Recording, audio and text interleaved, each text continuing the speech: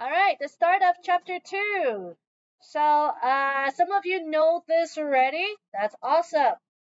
So we want to be able to interchange between a percent to a decimal to a fraction to a ratio, and vice versa. So by the end of today's lesson, you should be able to interchange within the 4. Don't be surprised to see this chart on your next test. Right? So how do we change from a percent to a decimal? 58% is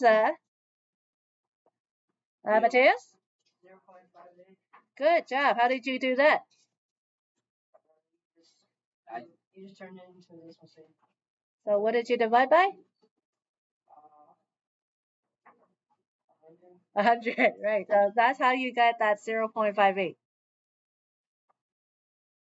Okay. And then what about to put it as a fraction? What is that as a fraction, Stefan? Perfect. Over 100. Good job. 58 over 100. But this is not in lowest terms. So just like in the last chapter test, we have to reduce it. What does it go down to? Yeah, that's right. 29 over 50. Okay, and then ratio. Okay, how do I write ratios? Two numbers with what in between? All right, ratio is just the colon, the two dots. All right, so in this case, you want to use the lowest terms. So in this case, 29 to 50. Those two dots, we just say 2. 29 to 50. Okay, so if you can go from this way to this way, you can do the opposite and go back. So 0.12 is how many percent? 12. 12% because you times it by 100. So 12%. Okay. Rashan, what is this as a fraction? 12 over 100. Perfect.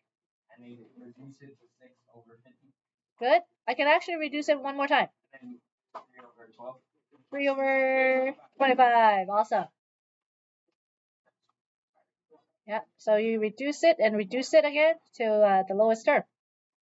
So who has the ratio for me? Aiden, do you have the ratio for me? Okay, what is it? 3 to 25. Good. Ratios, can we just do like the slash?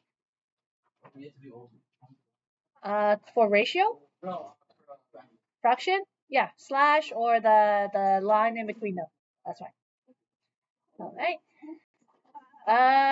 Okay, so 13 over 100. Doesn't matter which one you do first, which one you do second. The order doesn't matter. Okay, so somebody give me one of the answers. Okay, Rashad? 13%. Good. Okay, who can give me the decimal then? Okay. 0.13. And as a ratio? Good. 13 to 100. Okay, so this is the only little tricky one. 4 to 5. Okay, who wants to try this one? 4 to 5. It's easiest to do it in a fraction first. Just do backwards. Not quite. 80%.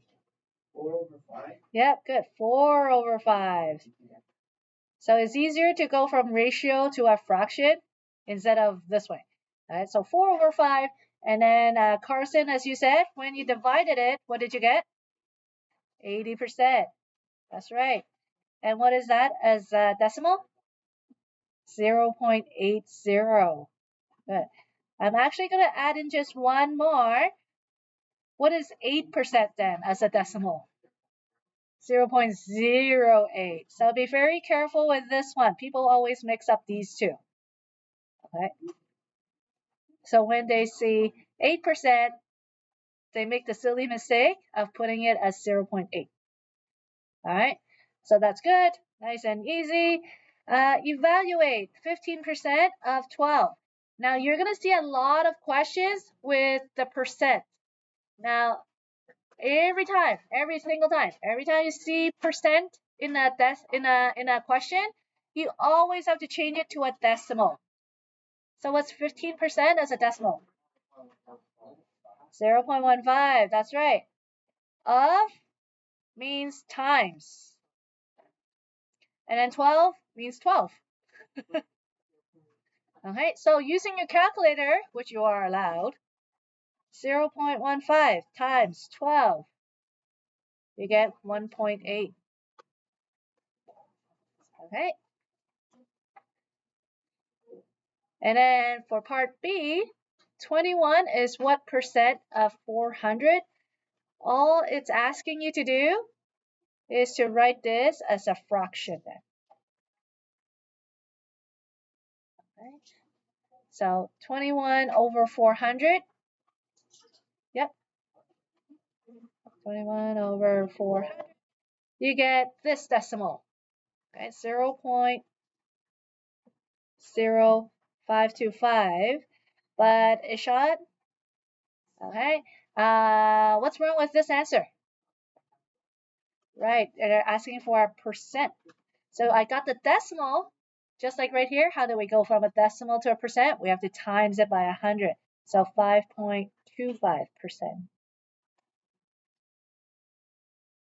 Okay. So we changed from a fraction to a decimal to a percent. So far, so good? Good. Okay, so let's try to calculate some tax. So you have this sweater right here that's worth $27.99, and it's on sale for 20% off. All right.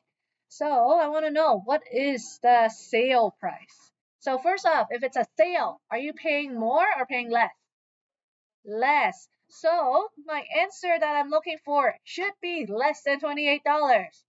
If I get an answer more than 28, I didn't make it a sale. I got ripped off. Okay, so remember, sale means you pay less. Okay. I'll show you guys two different ways to do this. I'll show one way and then I'll show you guys a shortcut.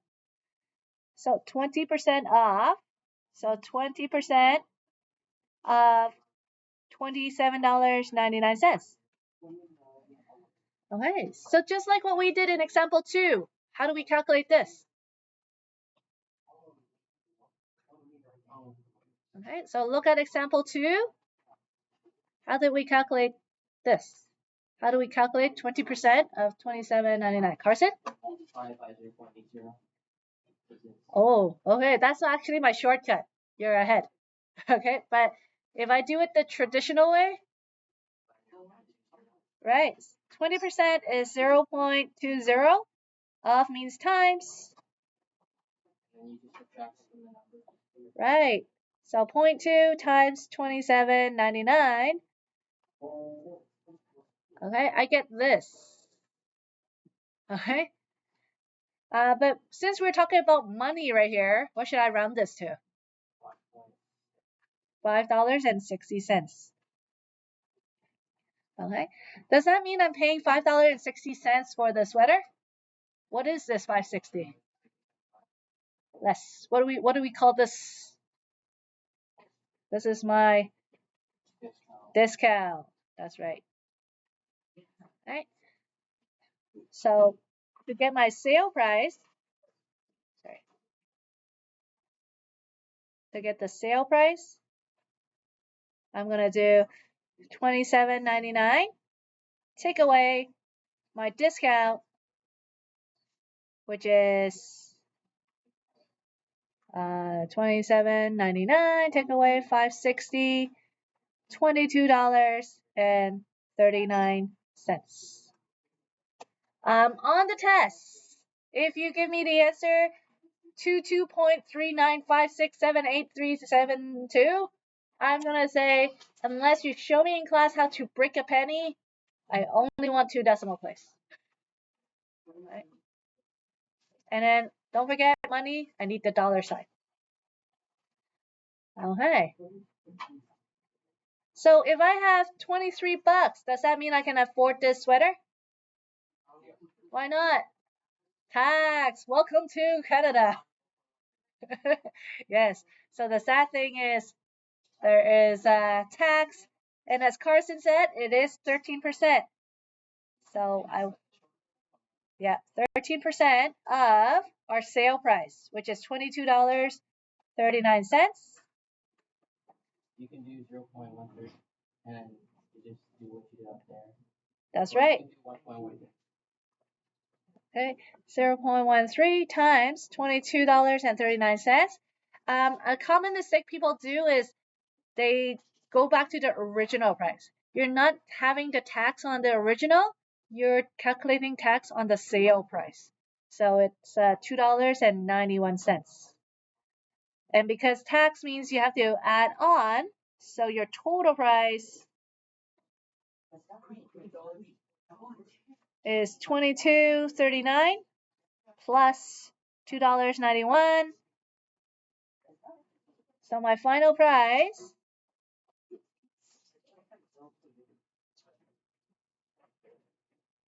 okay, what would I write as my final answer? $25.30. Good. 2 decimal place and the dollar sign in front. Right. I know that some people put the dollar sign in the back. That's actually the French. All right. Well, yeah. So we're not French. We'll put it in the front. Okay. Carson said something really good. He said there's actually a shortcut way to do this question. Okay. Let me see. I don't have my red pen. All right. So right here, since it's 20% off, it means how much of the regular price am I paying? 80%. That's right. I pay 80%. So the shortcut that you could do from here, 0.8 times $27.99, you get the sale price, $22.39 in one step. Okay. So so what if I say you get a 10% discount? If I get a 10% discount, then I'm gonna times it by 90%. Yeah, 0.90. If I get a 45% discount, what am I timesing this by? 0.55. Okay. And then for tax, same thing. Instead of timesing it by 13%, I can just times it by 1.13. Okay, so these are the two shortcuts. You can use the shortcut on tests. I have no problem with you guys doing shortcuts. It's faster way to do math. Okay? I always think there's more than one way to do math, and I won't mark it wrong if you choose another way. Math is math. All right. So you can see here $22.39, and when you times it by 1.13, you get the answer in one step. Okay. Last little bit right here, and I'm done. So the ratio is a comparison of two or more quantity expressed in the same unit. So let's say the Maple Leafs, they played 82 games last season. They won 36, lost 35, and tied 11. What is the ratio of win to loss to ties? So my sports players, Stefan? 36, 35 to 11. 35 to 11. That's right. Okay. What ratio of wins to tie? What about ratio of wins to tie?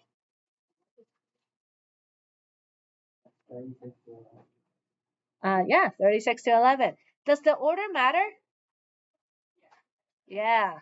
If you don't write it in order, if you write 11 and 36, it will mean that they only won 11 games and tied 36.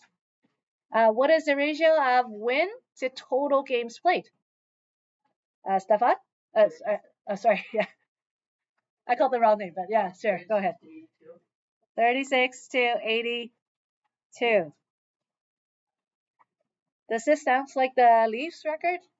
Yeah. Uh, No. I think the Leafs won pretty much, but doesn't matter because they can't get past that postseason. They can't get past the first round. So,